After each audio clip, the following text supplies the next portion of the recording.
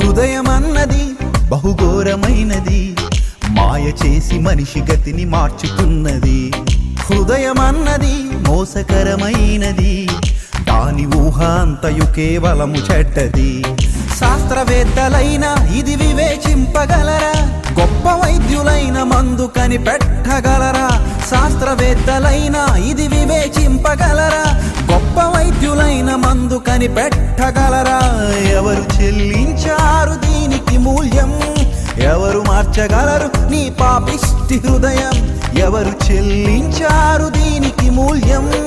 ఎవరు మార్చగలరు నీ పాపిష్టి హృదయం? తెలుసుకో ఓ మనిషి, వాక్యం ఒక్కటే దీనికి సమాధానం.